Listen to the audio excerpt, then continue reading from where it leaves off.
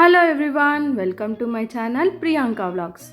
ఈరోజు క్యారెట్ హల్వా ఎలా చేసుకోవాలో చూద్దాము. ఇలా చేయండి, చాలా బాగుంటుంది క్యారెట్ హల్వా. నా పిల్లలైతే చాలా ఇష్టంగా తిన్నారు. ఎప్పుడు తినలేదు కానీ ఫస్ట్ టైం తిన్నారు. చాలా బాగుంది మమ్మీ అన్నారు. సో ఇప్పుడు నేను క్యారెట్ 1/2 kg క్యారెట్ని తీసుకున్నా. దీన్ని కడిగేసుకొని ఇలా పైన ఉన్న పీల్ని మొత్తం తీసేసుకోండి. అన్ని క్యారెట్కి తీసేసిన తర్వాత పై భాగం ముందు భాగం కట్ చేసుకొని తర్వాత మనం తురిమేసుకున్న తర్వాత ఇప్పుడు ఒక స్టవ్ పైన ప్యాన్ పెట్టేసి అందులో తురిమేసుకున్న క్యారెట్ని వేసేసుకోండి. ఇలా మొత్తం వేసేసిన తర్వాత ఇలా కొద్దిగా ఫ్రై చేసుకోండి. ఫ్రై చేసుకున్న తర్వాత 1 టేబుల్ స్పూన్ నెయ్యి వేసుకోండి. కొద్దిగా వేసుకోండి, దీనికి ఎక్కువనే పడుతుంది నెయ్యి అన్నమాట. సో ఇప్పుడు నేను 1/2 కప్పు పాలు వేసుకున్నా. దాంట్లో చూడండి పాలు అప్పుడే పోయినాయి. సో ఇప్పుడు మళ్ళీ 1/2 కప్పు వాటర్ వేసుకున్నా. సో కలిపేసుకోండి బాగా. దీనికి నెయ్యి అయితే చాలా పడుతుంది. సో నేను కొద్దిగా వేసుకున్నా.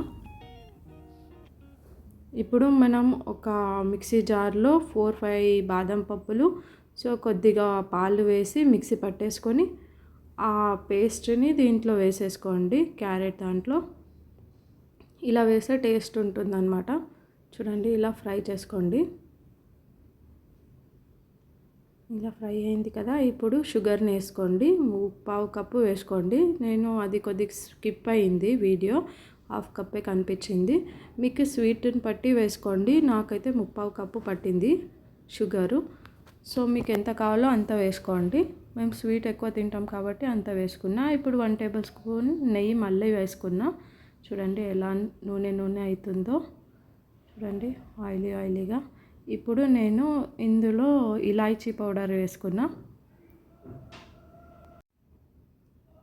ఇప్పుడు చూడండి అయిపోయింది. దీంట్లో మనకి ఏమున్నా డ్రై ఫ్రూట్స్ వేసుకోండి. నేనైతే ఇక్కడ కాజు వేసుకున్నా, చిన్న కట్ చేసుకొని, కొద్దిగా పిస్తా వేసుకున్నా. మీకు నచ్చినట్లు వేసుకోండి. మీకు డ్రై ఫ్రూట్స్ ఏవేవి కావాలో అవి వేసుకోండి. సో ఇప్పుడు చూడండి అయిపోయింది క్యారెట్ హల్వా. ఇప్పుడు మనం ఒక బౌల్లో తీసుకుందాం. ఇది వేడిగా ఉన్నప్పుడు తింటే నాకైతే అంత టేస్ట్ కనిపించదు. చల్లగా అయినాక తింటే కొద్దిగా బాగుంటుంది. సో చూడండి రెడీ అయిపోయింది క్యారెట్ హల్వా. ఇది కుక్కర్లో కూడా చేసుకోవచ్చు. కుక్కర్లో చేసుకుంటే తొందరగా అయిపోతుంది.